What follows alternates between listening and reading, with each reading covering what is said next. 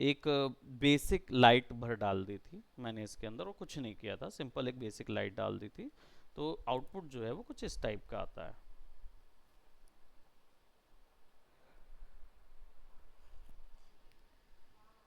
है ना। देखो यहाँ कितना फ्लैट लग रहा है, लेकिन जब हमने उसको लाइट्स के साथ देखेंगे तो बड़ा सुंदर सा इम्पैक्ट आएगा। तो ये ऐसा ही है ना सीन, मतलब यही मॉडलिंग होती है। ये वाली ना लाइट डली है एक्स्ट्रा, एक लाइट ऊपर डली है, देखो एक लाइट ऊपर डली है, एक लाइट नीचे डली है, एक इधर डली है, एक इधर डली है। तो लाइटिंग में, जब लाइटिंग में जाऊंगा तब आप लोग को सिखाऊंगा लाइट कैसे करना है। हाँ वो लाइट का कलर है, आप सेट कर सकते हो लाइट कलर। तो आपका आउटपुट जो है वो कुछ इस टाइप का आएगा। हाँ रेड भी डाल सकते हैं। तो यहाँ तक क्लियर है चीज़, अब बनाने में झिझक तो नहीं होगी।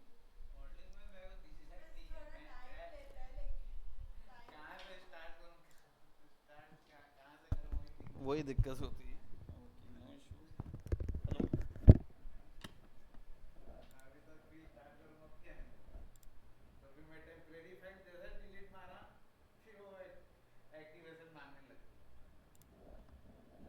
अरे हाँ नहीं वो हो जाता है, कोई बात नहीं।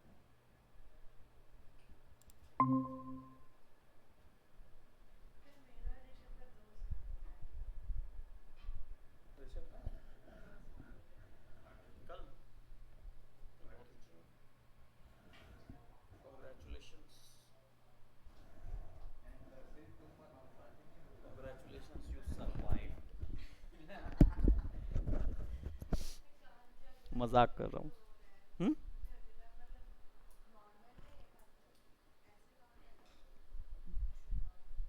मैं समझ रहा हूँ, उसके बाद कुछ नहीं। हाँ कुछ बातें आप दोनों के बीच में ना क्लियर होनी जरूरी हैं। वो आप लोग कर नहीं रहे हैं, शायद आप उस जगह पे आप भी नहीं जाना चाह रहे हैं, वो भी नहीं जाना चाह रहा, समझे। क्योंकि वो बातें आप डेफिनेटली डिसिसिव है, मतलब डिसीजन मेकिंग वाली बातें हैं, तो उसमें थोड़ा आप लोग को दिक्कत होगा। तो वो ज़रूरी है लेकिन करना। तो उससे क्या होगा, आप दोनों ही फ्री हो जाएंगे देखने के लिए एक नए पर्सपेक्टिव से। डिसिसिव मतलब होता है, देखो हमेशा डिसीजन केवल रहना नहीं रहना नहीं होता। रहना है किस आधार पे रहना है, किस तरीके से रहना है, ये बातें नहीं करते हैं लोग जनरली, ये सोचकर कि हम एक दूसरे को बंदिश में ना डालें। आप मेरे साथ फ्री रहिए, मैं आपके साथ फ्री रहूं, इस तरीके से बातें होती हैं। लेकिन जब कुछ बातें आपको एक्सेप्टेबल नहीं होती, आपको पता भी नहीं होता कि कुछ बातें आपको एक्सेप्टेबल नहीं है ना, और सामने वाले को पता ही नहीं रहता, क्योंकि आपको कौन सी बात एक्सेप्टेबल नहीं है, क्योंकि आपने रिलेशनशिप में आने से पहले इस मोड में रहते हैं ना कि आप जो चाहो, है ना वो वाली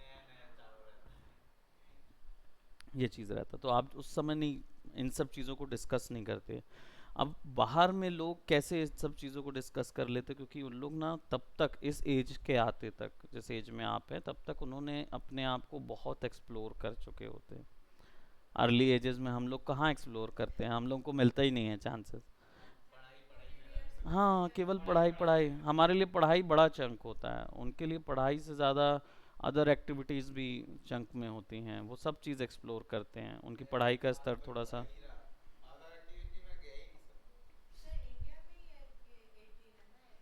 हम्म। नहीं और भी जगह है, पर हमारे साथ साथ वाले जितने हैं उन लोग के यहाँ, पाकिस्तान हो गया, इधर हो गया। अब आप वहाँ जाओ, जापान, 13 साल है उम्र, 13 ईयर्स फॉर। हाँ लेकिन वोटिंग राइट्स वहाँ पे 18 है, वोटिंग राइट्स 18 है, लेकिन अगर आप अपना सेक्सुअलिटी एक्सप्लोर करना चाहते हो तो 13 ईयर्स है। तो वो भी लड़कियों के लिए, लड़के तो गधे ही होते, तो 16 साल 17 18 साल जाता उनका। लड़के और लड़कियों की मानसिकता में डिफरेंस इसलिए ही होता है क्योंकि लड़के ब्रेड ही हुए हैं, मतलब हम बनाए ही इसलिए गए हैं कि हम सिंगल सेंट्रिक चीज़ों पे ध्यान दें। और लड़कियों का काम ही होता है, जनरली जब बनी थी तो बनाई किस लिए गई थी? वो मल्टीटास्किंग के लिए बनाई गई हैं भाई। कई चीज़ें संभालनी, बच्चे भी संभालने, घर भी संभालना है, फिर आगे का एक महीना कैसे चलेगा वो भी संभालना होता है, क्योंकि वो तो क्या कर रहा है, जानवर मार के लेके आ रहा है प्रतिदिन। हम उस समय की बात कर रहे हैं, अभी की नहीं। अभी तो करियर भी आ गया है। पहले करियर नहीं था पॉइंट में, लेकिन अब करियर भी आ गया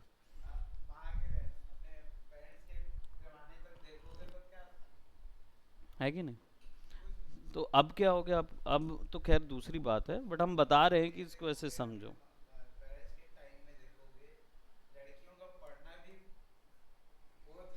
बैन था।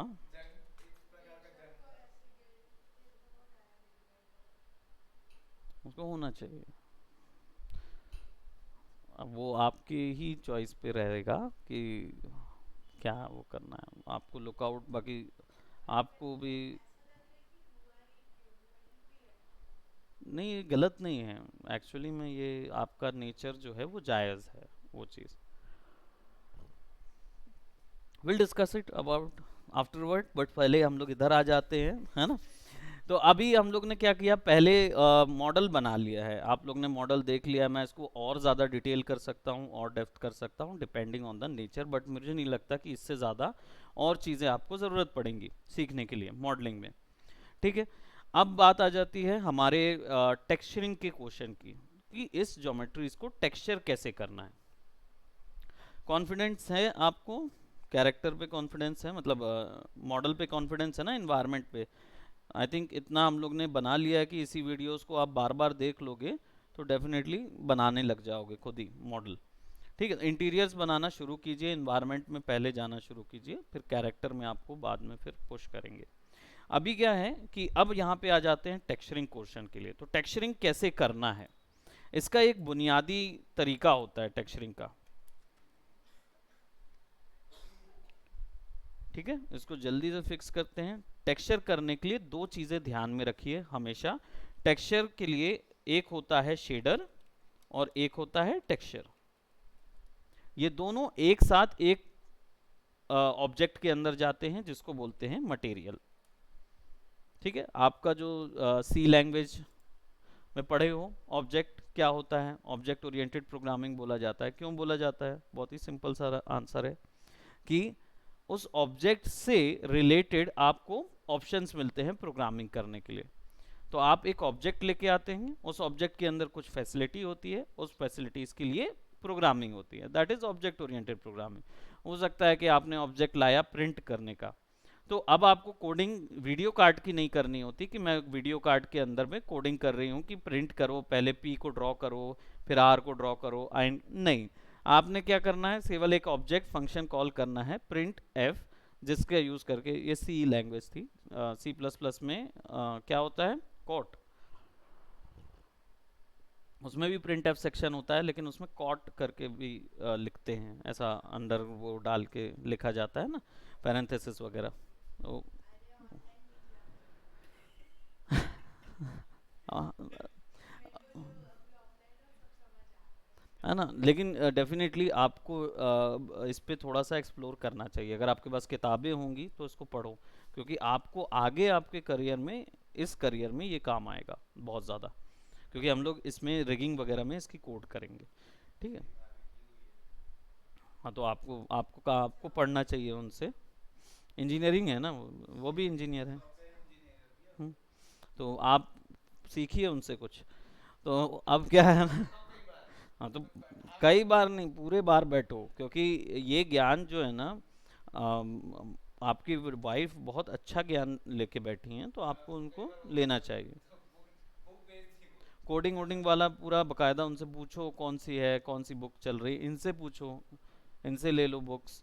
अपनी वाइफ को दिखाओ कि भाई तू मेरे को समझा, वो बैठ के आपको समझाएंगी, देखो ये ऐसा है, ये ऐसा है, ऐसे ऐसे पढ़ो, करो। क्योंकि वो भी नॉलेज बेकार क्यों जाए, पढ़े रहने दो ना, आप पढ़ लो, आप इंजीनियर बन जाओ। मतलब देखो, हमें नॉलेज चाहिए, हमें डिग्री नहीं चाहिए, हमें नॉलेज चाहिए, सीधी बात है। जहाँ से भी मिले, हम तो वही करते हैं। तो सीधी बात।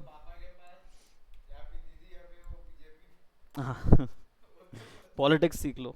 ठीक है, तो देखो हमारी ज्योमेट्री हमने यहाँ पे इस तरीके से बनाई हुई है। ठीक, अब इसकी टेक्सचरिंग करने के लिए हमें पता चल गया कि भाई मटेरियल लगते हैं।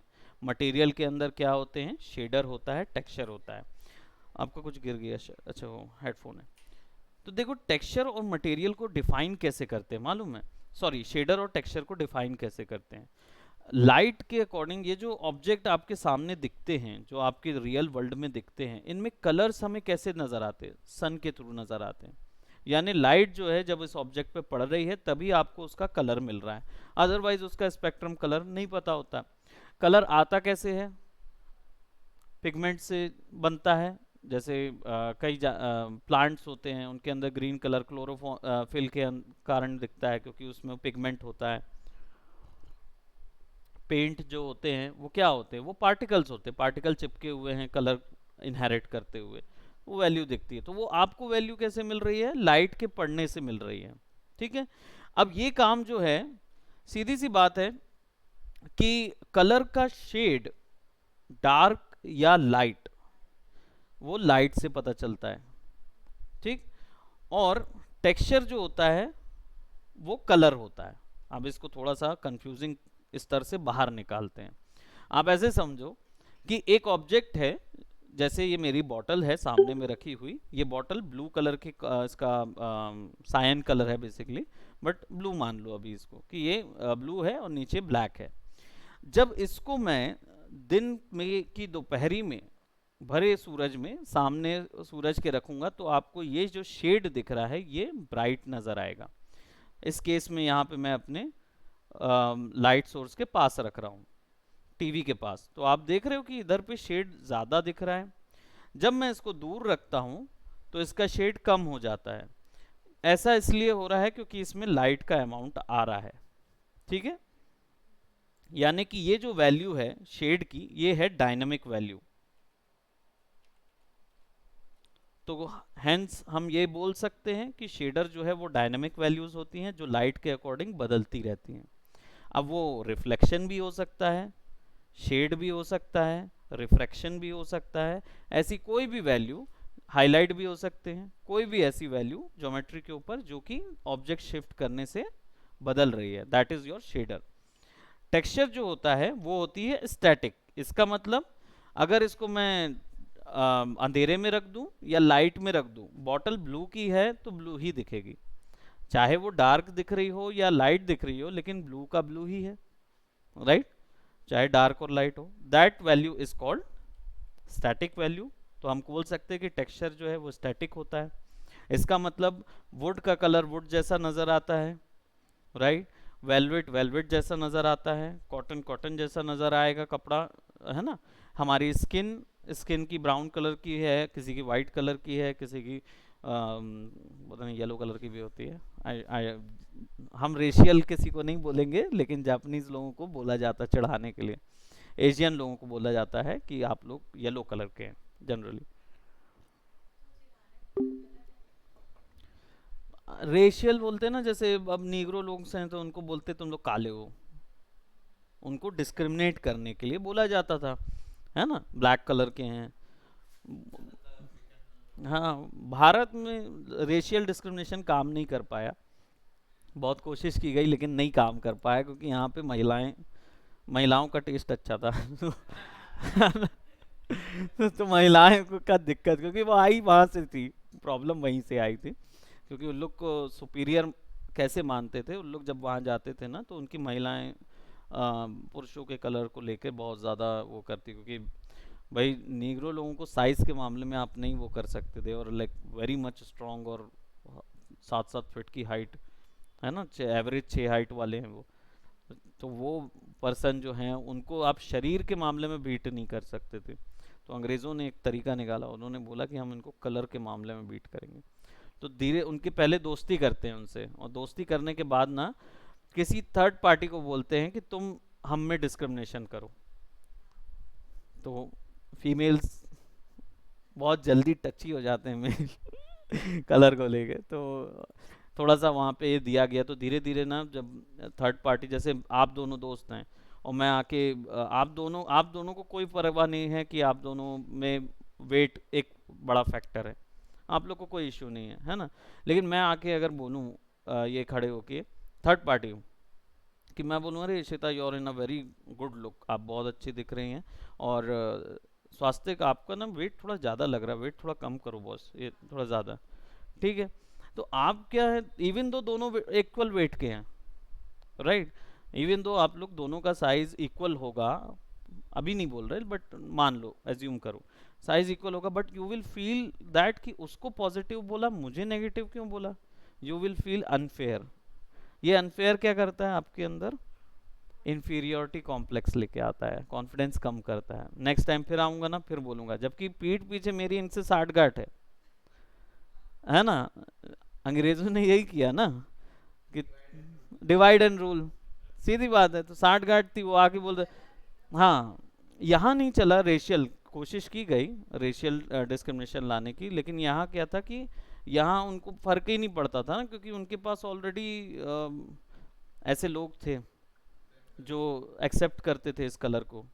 तो हमारे यहाँ क्या वैरायटीज़ में भी दिख रहे थे भाई, लड़कियाँ गोरी हो रही हैं, लड़के जो हो रहे हैं वो काले हो रहे हैं, ब्राउन हो रहे हैं, है ना, तो उनको फ़र्क नहीं पड़ रहा था उस चीज़ से। हमारे यहाँ ऐसा भी होता है ना। हम्म, ऐसा रहता है ना। अब ये मानसिकता हमारी चल रही है ना, ऐसी मानसिकता चल रही है। ऐसी अंग्रेज जब इधर आए ना, तो इधर पे देखे कि यहाँ तो ये केस नहीं चल पाएगा, तो क्या करें, डिवाइड एंड रूल। अब डिवाइड क्या करेंगे, तो आपका धर्म, आपकी जाति, आपका गोत्र, आपका ये, इधर डिविएशन बहुत ज़्यादा, पढ़ना बहुत आसान था। तो हम्म, देखो, उन्होंने कुछ नहीं किया, उन्हें पता था, उनको बस देखना था कि गड़बड़ी कहाँ। उन्होंने पहले रेशियल डाला, क्योंकि अफ्रीका में काम कर गया, है ना, वहाँ गए तो वहाँ देखे इतने ऊंचे ऊंचे लोग हैं, कैसे कम करें, कोशिश किए, तो समझ में आया कि ये हैं तो शरीर से बहुत जाड़ी, लेकिन मन से कमज़ोर हैं, अपने आप को कमज़ोर मानते हैं। तो इसलिए उन्होंने वहाँ पकड़ लिया, रूल कर लिया। यहाँ पे आए, यहाँ देखे मन से तो बड़े स्ट्रांग है ना, तो शरीर से भले ही नहीं है, लेकिन तादाद भी तो बहुत ज़्यादा है, कैसे करेंगे, 1 लाख आए थे उन लोग, यहाँ तो 10 लाख की तादाद थी उस समय, कहाँ से मारते। तो क्या किए उन लोगों ने, फिर उन लोगों ने सोचा कि ठीक है पता लगाओ इनको, पहले दोस्ती की है भारत से, और भारत में रहे, कई सालों रहे, फिर उसके बाद उन्होंने ढूंढा, चर्चिल ने, विंस्टन चर्चिल ने ढूंढा आपके भारत में क्या गड़बड़ी है। फिर इंग्लैंड में भेजा इस बात को कि भाई देखो यहाँ पे ना कास्टिज्म एक मैटर है बहुत ज़्यादा। अब आप सोचो खुद, कास्ट आप कितना फॉलो करते होगे, है ना, लेकिन फिर भी है। हम ये नहीं बोल रहे कि आप दिस इज रॉन्ग या राइट, वो रहते ही है, क्योंकि आप नहीं कर रहे होगे ना। एक सिंपल सा एक बोल्ड बात मैं कहूँ, जैसे क्रिश्चियंस और मुस्लिम्स जो है ना, वो बीफ कंज्यूम करते आए, ये तो अभी जाके बंद हुआ, बीफ, गाय, कंज्यूम करते आए हैं शुरुआत से, पहले किसी को दिक्कत नहीं हो रही थी। सन 80 के दशक से, जब से देश आज़ाद हुआ उससे पहले से ये कंज्यूम होता आ रहा था भारत में, किसी को दिक्कत नहीं थी। लेकिन आपको, आपका ध्यान अलग करने के लिए आपके अंदर ये डाला गया कि बीफ कैसे खब रहा है। भाई आपके पुरखा जो थे, हाँ,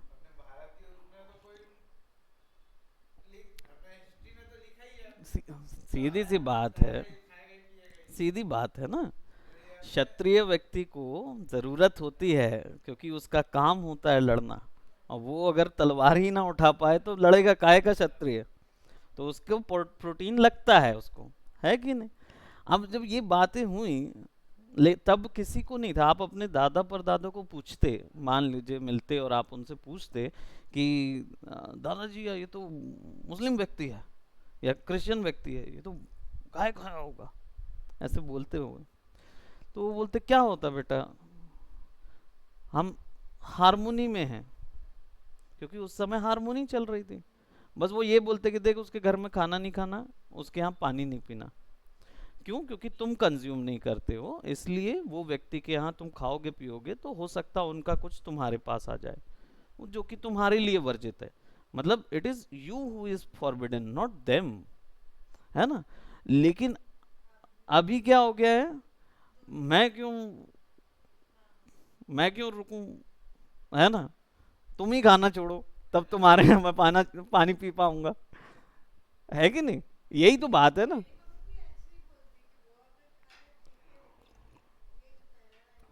हाँ, उन लोग खाते हैं भाई, तुम। हाँ, मुस्लिम है, खाए हैं। हाँ, that's what I am saying ना।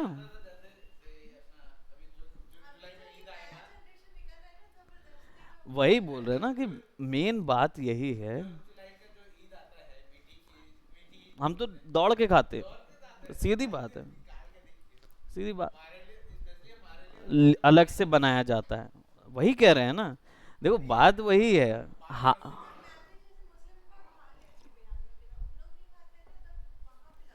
वही मैं कह रहा हूँ। अब देखो क्या है, मुस्लिमों को या क्रिश्चियंस को ना प्रसाद मना है। हाँ, उनको प्रसाद मना होता है। सीधी बात है, वो उस झगड़े में नहीं जाना चाहते। जैसे गाय का मैटर एक सेंसिटिव मैटर है, तो उसके बारे में हिंदू जो हैं वो उस मैटर पे नहीं जाना मांगते, है ना। हम्म, बस। और वो केवल एक पॉलिटिकल एजेंडा था पकड़ने के लिए। अभी भी आप, भारत जो है वर्ल्ड में सबसे ज्यादा गाय एक्सपोर्ट करता है, चमड़ा, जूता वगैरह बनाने, ये सब चीजों के लिए। हम वो पॉइंट नहीं है। हाँ, काऊ हाइट तो रहते हैं। अब हाँ, इसमें क्या लिखा है आपको तो पता ही नहीं है ना। हाँ, सीधी बात है। अब आपके पास जो सबसे ज्यादा रिसोर्स होगा वही ना उसमें डलेगा। आपके पास इतने हाथी तो हैं नहीं कि हम हाथी का चमड़ा निकाल लें, या शेर इतने नहीं है कि शेर के उसका बन जाए। तो जो आपके पास सबसे ज्यादा कैटलरी हम लोग की सबसे ज्यादा थी हमेशा से, तो हम वही यूज करेंगे ना। बस पहले के लोग मालूम है क्या करते थे, गाय को मरने देते थे। मतलब गाय जब बूढ़ी हो जाती थी, खुद से मर जाती थी, तब उसका चमड़ा निकाल के एक्वायर करते थे। ये होता था। हाँ, जबरदस्ती नहीं मारा जाता था। ले- वही तो।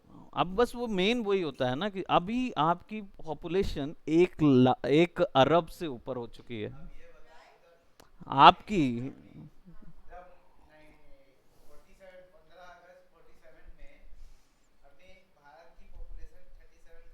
हाँ, आज आप 1.41 बिलियन। 1.41 हो गए हैं। हम्म। और हर महीना हम लोग ये रेसिप्रोकल होते हैं भाई, डबल कर जाते हैं।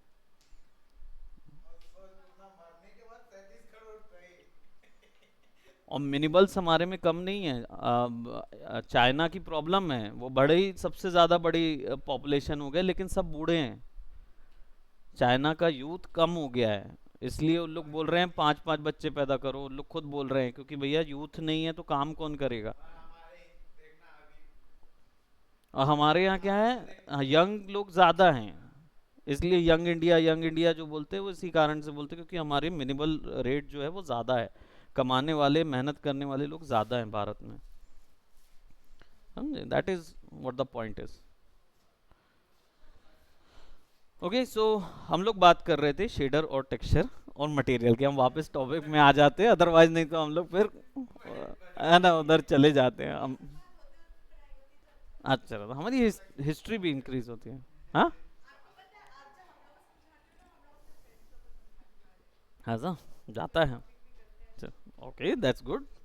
बिकॉज हिस्ट्री एक्यूरेट है, मैं बहुत ज़्यादा हिस्ट्री पढ़ता हूँ तो। Yeah, every type of history.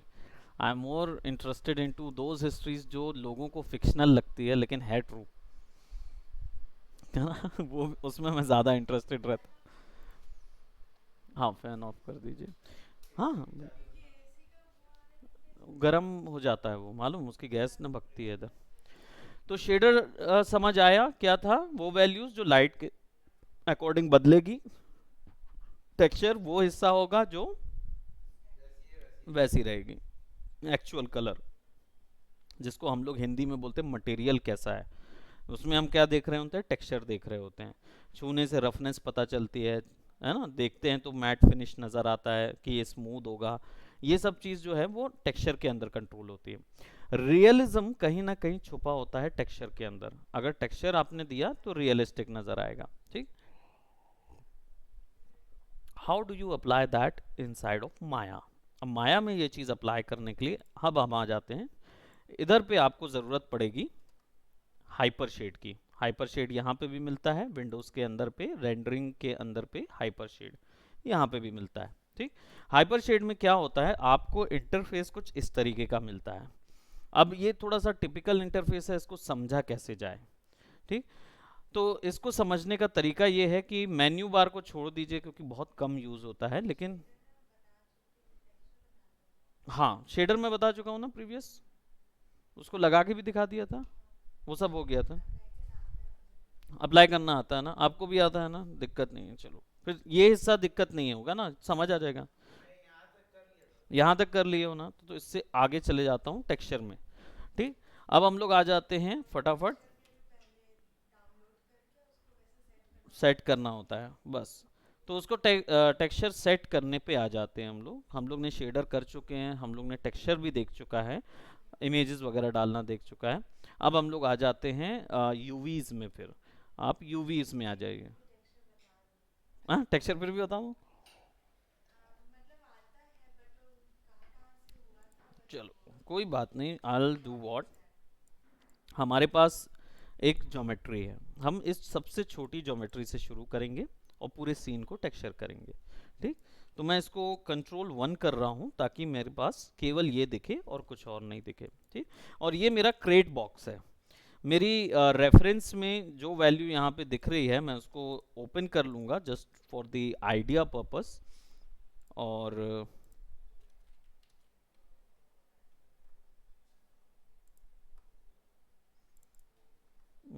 Environment हमारे पास रेफरेंस गैलरी पे डला हुआ है, इन्वायरमेंट, इसके अंदर पे हमारे पास ये टेक्सचर है, आई मीन ये ऑब्जेक्ट है।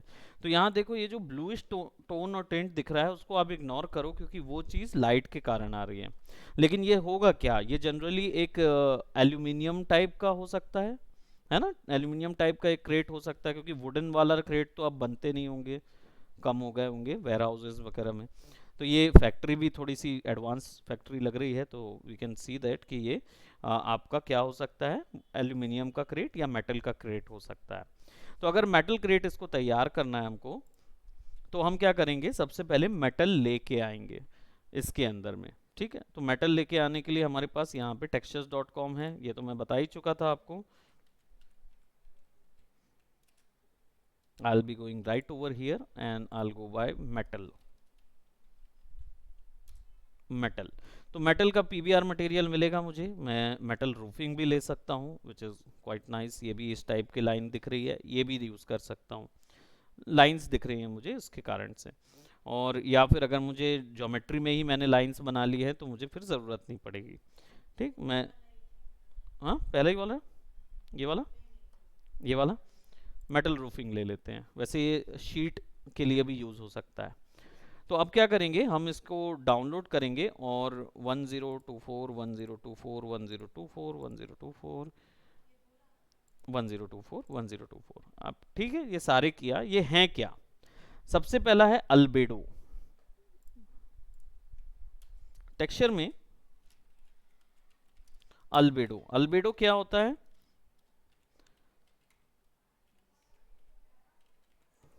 बेस या फिर डिफ्यूज। ये एक्चुअली दोनों वैल्यू को फिक्स कर रहा होता है। डिफ्यूज का मतलब क्या होता है, कुछ बता सकते हैं, सुने हैं शब्द।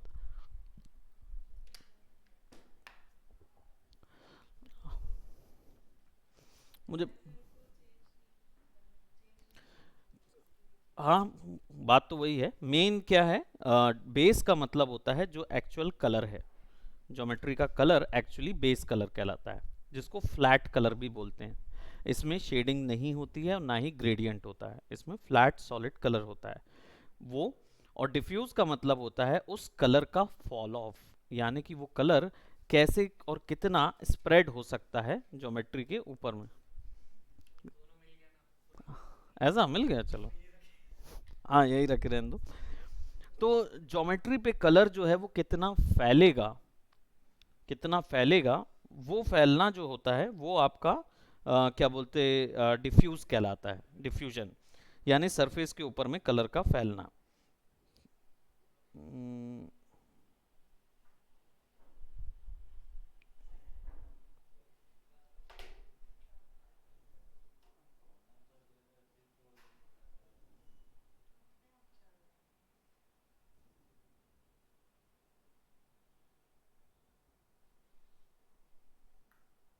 ठीक है। सो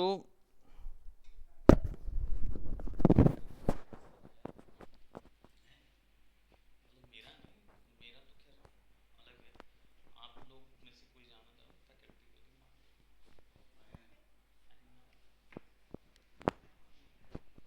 करना चाह रही हो, माया लेके जाए तो माया लेके जाए टेक्सचरिंग।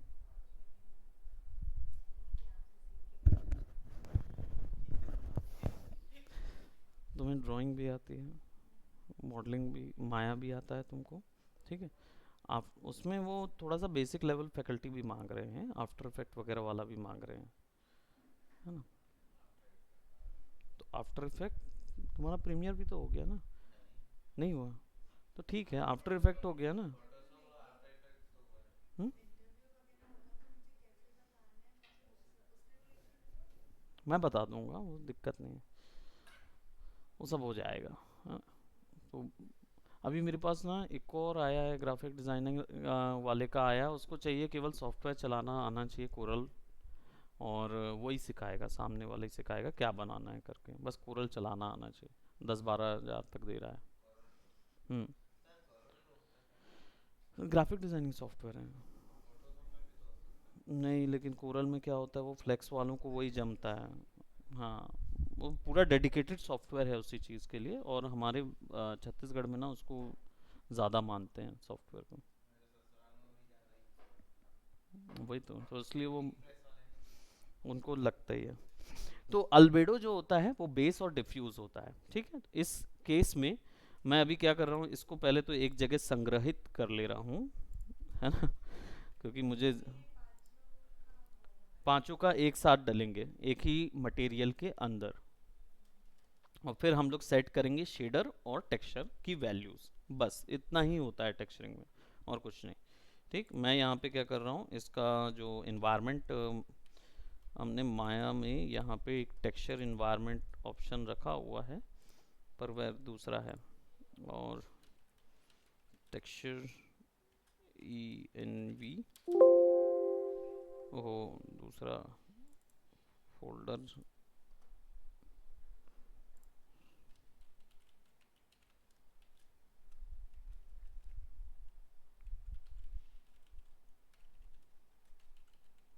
फैक्ट्री, यहाँ पे डाल देते हैं इसको, ताकि मेरे हार्ड डिस्क में रहेगा तो मैं हर जगह हर बार इसको एक्सेस कर पाऊंगा। So now what I am gonna do, I am gonna go over here, और यहाँ पे मैं अल्बेडो डालूंगा, या सबसे पहले एक टेक्स्ट शेडर ले लूँगा। तो मैंने स्टैंडर्ड सरफेस शेडर ले लिया यहाँ से, या राइट क्लिक करके क्रिएट नोड में जाके भी यहाँ से ले सकता हूँ, दोनों एक ही ऑप्शन है। देन इसके ऊपर में क्या करना है, सिंपली यहाँ चेकर बोर्ड पे क्लिक करना है, छोटा सा चेकर होता है एट्रीब्यूट पे, और कलर एट्रीब्यूट में हम फाइल पे जाएंगे, फाइल पे जाएंगे, वो by default file he open होता है, तो फाइल पे जाएंगे, या टैब करके यहाँ फाइल भी टाइप कर सकते हो as a texture, and you will get the file type. ठीक, दोनों ऑप्शंस हैं। So not in and out पता ही है, ये हिस्सा जो होता है वो इनपुट के लिए होता है, ये होता है आउटपुट के लिए, ठीक है। इसके अलावा और कुछ इसमें नहीं होता है, बाकी आप यूटिलिटीज़ पे छोड़ देते हैं, ये वाले नोट्स पे ये बताते हैं कि इन नोट्स को क्या करना है, ठीक है। तो यहाँ पे अगर 2D लिखा है, इसका मतलब ये इमेज की तरह काम करेगा, प्रोजेक्ट होगा इमेज की तरह, ठीक है। तो अभी मैं यहाँ पे फाइल पे जा रहा हूँ एंड इमेज नेम पे मैं यहाँ क्लिक कर रहा हूँ और I am gonna go to my computer और इनकम्प्लीट माय वर्क और फैक्ट्री, और अल्बेडो जो है उसको मैं अप्लाई करूँगा उसके ऊपर में। अल्बेडो कोई भी कलर हो सकता है, अल्बेडो कोई भी मैप हो सकता है। इन दिस केस यहाँ पे उसने अल्बेडो केवल एक सिंपल कलर डॉट के साथ डाला हुआ है, सिंपल डॉट्स के साथ डाला हुआ है। यहाँ पे ना बहुत छोटी छोटी डॉट्स नज़र आ रही होंगी, अगर आपको उसमें नहीं नज़र आ रहा है तो यहाँ देख पाओगे ये डॉट जो दिख रही है ना, ये नट्स वाले, वो उसने अल्बेडो में डाले हुए हैं। इसको जूम करके भी देख लेते हैं। वो देखो, दिख रहा शायद, है ना, बहुत छोटे से दिख रहे होंगे। So now as you can see, हम इसको ओपन करते हैं और ये अल्बेडो इसके ऊपर में डल गया। यहाँ क्लोज करता हूँ तो you can see the dots itself. दिख रहा ये? नहीं दिख रहा? ये दिख रहा है, ये छोटे छोटे से नॉट्स में बने हुए हैं। इसको शेडर बॉल में जाके प्लेन कर दो तो आपको बिल्कुल पास से नजर आएगा। ये दो, है ना, ये दो नट्स इस टाइप से। सो यहाँ पे हमारे पास फाइल आ जाती है। अभी ये बेस कलर में जाएगा, अल्बेडो जो है वो बेस कलर में जाता है। यहाँ पे मैं क्रिएट नाम दे देता हूँ ताकि सारा चीज़ बराबर से नेम कन्वेंशन पे डला रहे।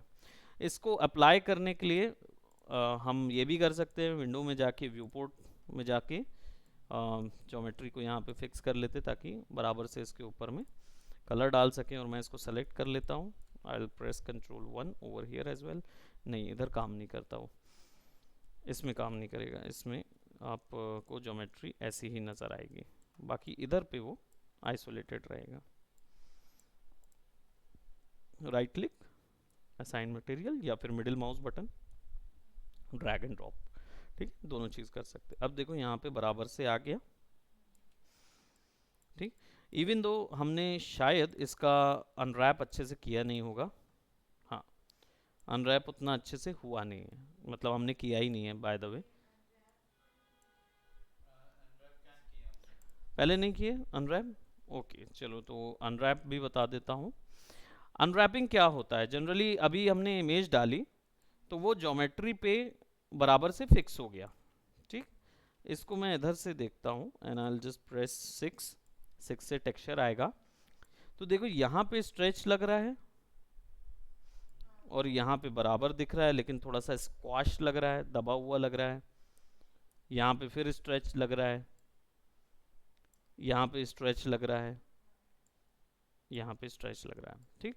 अब ये तो टेक्सचर को देख के ऐसे बता पा रहे हो आप क्योंकि यहाँ पे इमेज बनी हुई है, लेकिन अगर आपको इसको बिना इसके चेक करना है कि क्या टेक्सचर स्ट्रेच हो क्यों रहा है, उसका रीज़न ये है कि सॉफ्टवेयर को पता नहीं है कि इस ऑब्जेक्ट, ये ज्योमेट्री के ऊपर में ये टेक्सचर कैसा दिखेगा, उनको बिल्कुल आइडिया नहीं है, ठीक है, सॉफ्टवेयर को बिल्कुल आइडिया नहीं है। तो आपको उसको बताने के लिए इस ज्योमेट्री के मैप तैयार करना हो। मैप क्या होता है? मैप एक डेस्टिनेशन में जाने के लिए एक नक्शा होता है।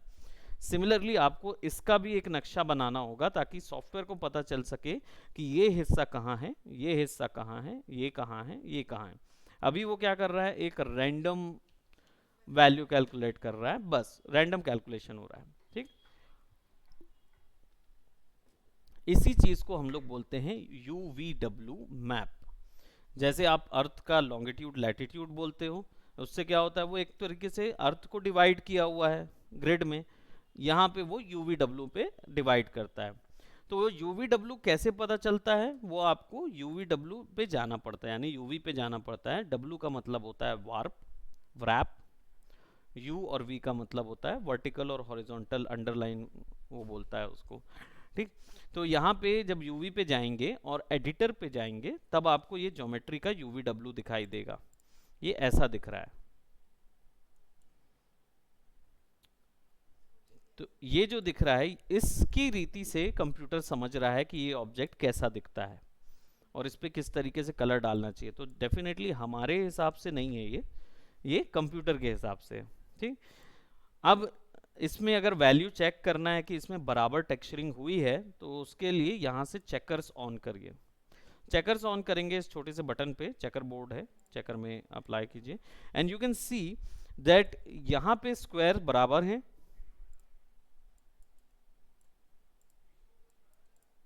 यहाँ स्क्वायर बराबर हैं, यहाँ स्क्वायर बड़े बड़े हैं, यहाँ स्क्वायर बड़े हैं, यहाँ स्क्वायर जो है स्ट्रेच हैं, यहाँ स्ट्रेच हैं, यहाँ बराबर हैं, यहाँ बराबर हैं।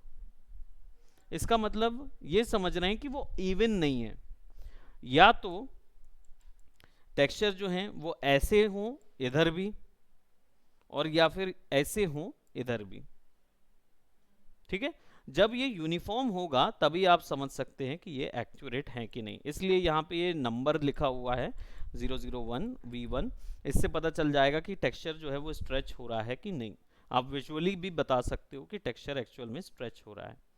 ठीक, ये एक्यूरेट है, ये भी थोड़ा सा स्क्यू है ना।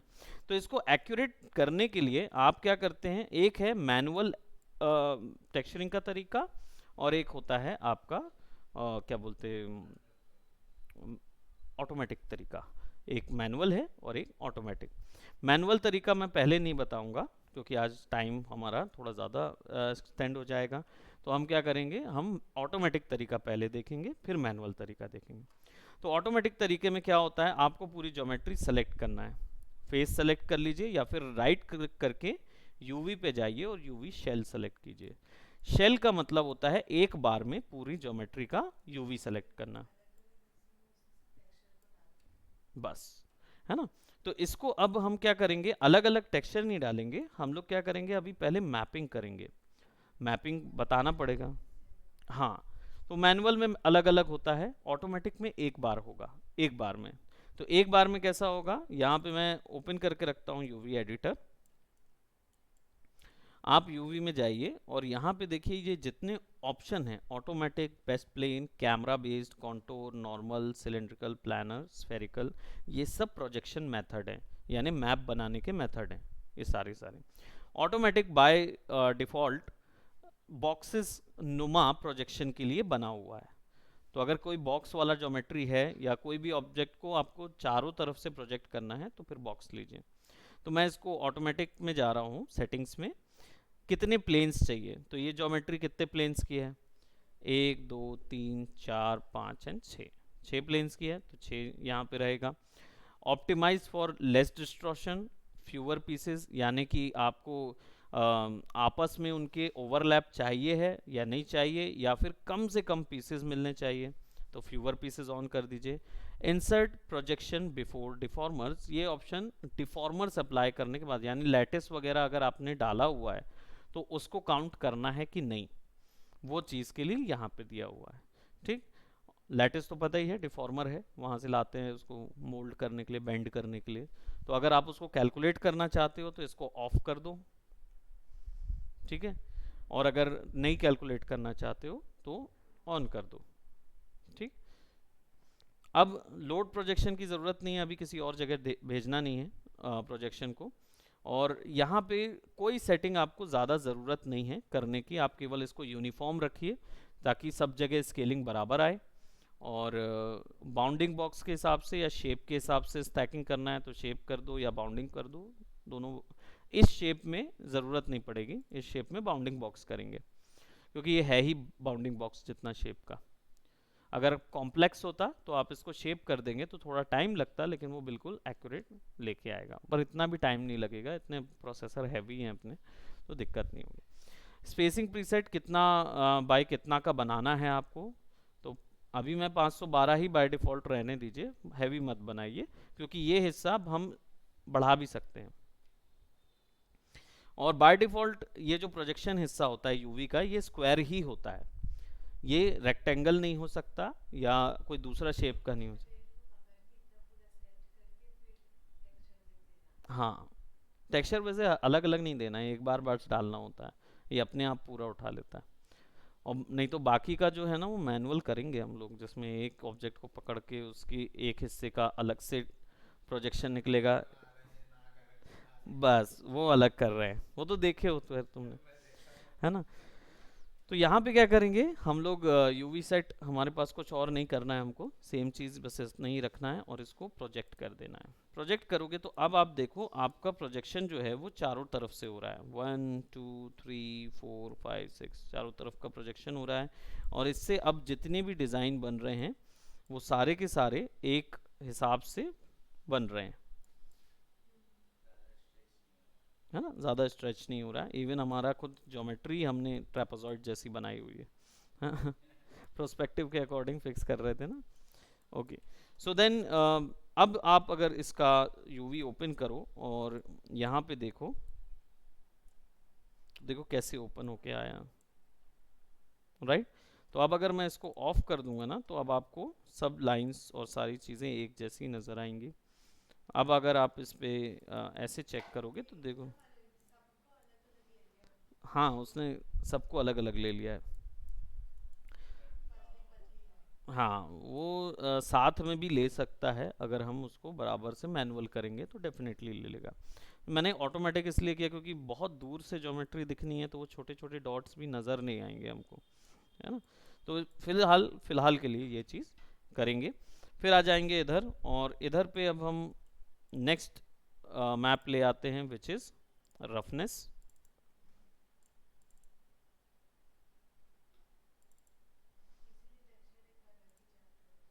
पूरा अलग, क्योंकि बहुत लंबा है ना वो।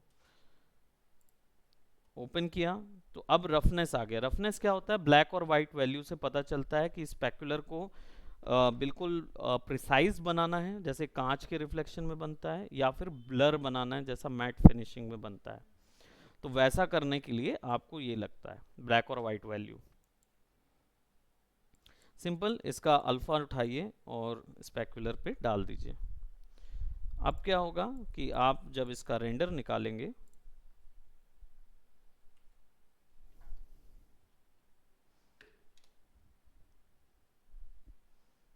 स्पेकुलर देखो बकायदा बन रहा है ज्योमेट्री के ऊपर में।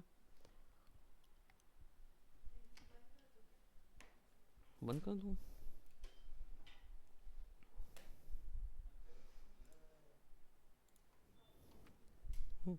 ठीक है, तो ये स्पेकुलर समझ में आया, ये भी समझ में आया।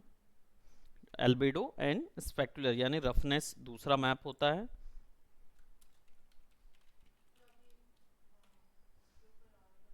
हाँ, अल्बेडो, फिर रफनेस, फिर नॉर्मल, ये पूरा डाल देंगे अभी, ताकि फिर मैं नेक्स्ट वाले में मैनुअल करूँगा और मैनुअल में ही ये चीज़ फोटोशॉप से बना लेंगे। फिर हमारा टेक्सचरिंग जो है वो, हाँ खुद की चॉइस से बनाते हैं ना तो अलग पड़ता है, इजी पड़ता है। सभी चीज़ इजी है, सभी चीज़ हार्ड है, ठीक है, दोनों चीज़ें। रफनेस जो है वो स्पेकुलर हाइलाइट्स को बोलते हैं।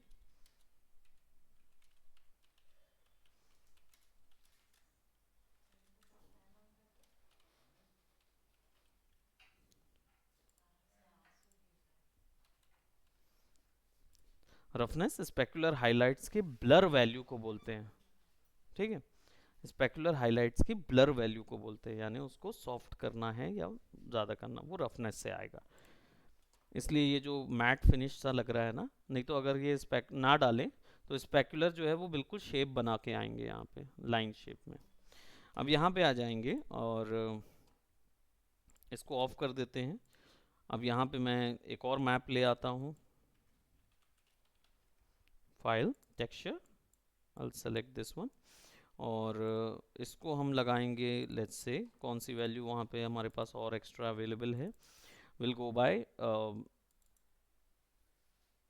मेटेलिक।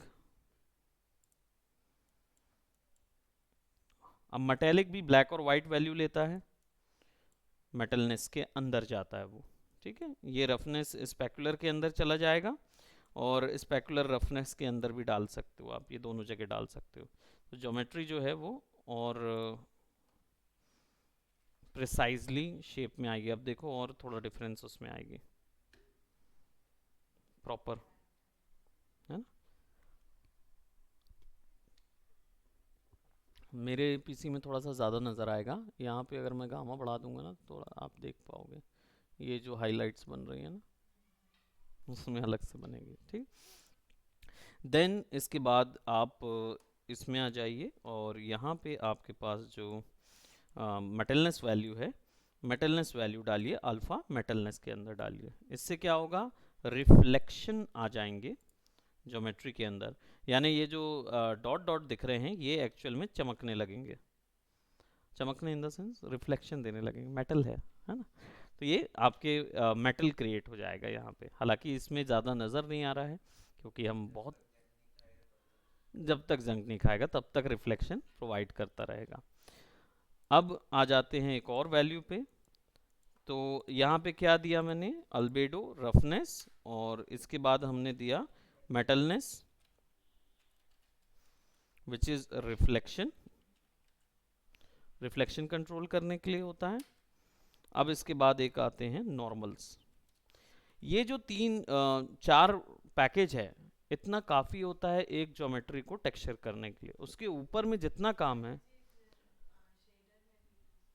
शेडर में भी था ये सारी चीज़, ये जनरली हमने टेक्सचर पे अप्लाई किया, टेक्सचर शेडर के ऊपर में अप्लाई किया था। शेडर में भी हमने वही चीज़ की थी, बस आपको टेक्सचर हमने दो तीन चीज़ें अप्लाई कर दिए थे। तो यहाँ पे एक और ले लेते हैं file, and will apply a texture, और इसको सेलेक्ट करते हैं and will go by my computer this incomplete Maya factory, और एक लास्ट में नॉर्मल अप्लाई कर देता हूँ, और नॉर्मल जाएगा नॉर्मल कैमरा के ऊपर, और ये कलर वैल्यू होती है, तो ये डायरेक्ट कलर पे चले जाएगी। इसको जब मैं यहाँ छोटा सा एस बना रहता है नोट के ऊपर में, जब आप इस पर क्लिक करते हो ना तो वो वैल्यू नज़र आती रहती है उसके ऊपर में कि किस तरीके से स्प्रेड हुई है। इवनली स्प्रेड तो नहीं होगी क्योंकि हमारा टेक्सचरिंग जो है वो उस तरीके से नहीं हुआ है, मैनुअल नहीं हुआ है। तो अब हम इसको बाय डिफ़ॉल्ट जब प्ले करेंगे रेंडर, तो as you can see now you can able to see the geometry के ऊपर में लाइंस नज़र आ रही हैं।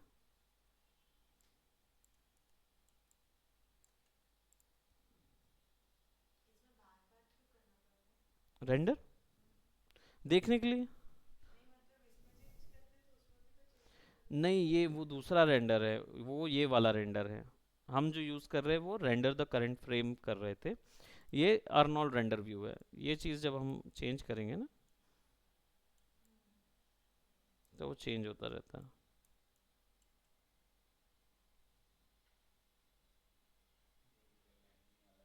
है ना, अलग से नज़र आ रही है नॉर्मल की। तो इसकी वैल्यू मैं थोड़ा सा चेंज कर दूंगा, and I will select by normal.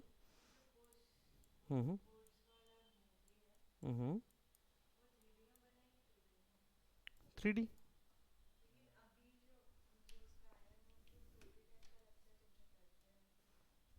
पुस इन बुट्स, ओके, लेटेस्ट मूवी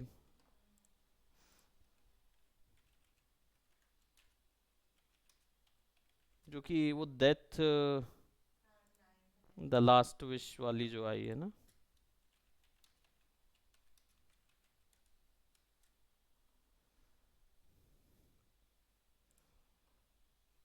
ये जो दिख रहा है ये 2D टाइप का, ये शेडर यूज़ कर रहे हैं, 2D शेडर। ये शेडर आपके में भी है, टेक्सचरिंग में भी। हम्म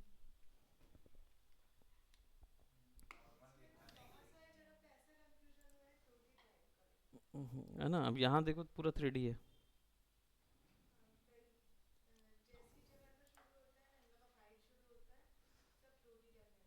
नहीं वो शेडर के कारण दिखता है। ये शेडर के कारण होता है ना, ये पूरा 2D जैसा दिख रहा होगा, but it is basically shader.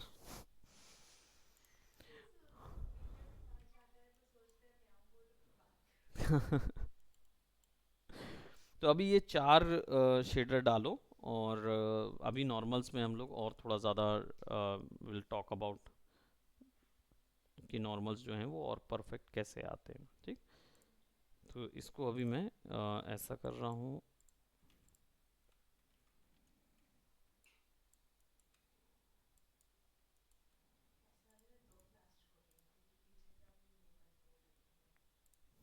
कौन सी? हाँ वो मॉडलिंग का एक क्लास तो आपने छोड़ा है क्योंकि उसमें केवल रूपम मलिक आया था, आप नहीं आए थे उसमें। वो एक क्लास था, और उससे पहले शायद आपने छोड़ा होगा क्योंकि मैंने ये कॉपी करते हुए बनाया हुआ था। आई डोंट नो, शायद। कर लेंगे और क्या, ठीक है ना। सो या आउटपुट बनाना पड़ेगा। सो इसको यहीं तक करते हैं, फिर नेक्स्ट क्लास में हम लोग डेफिनेटली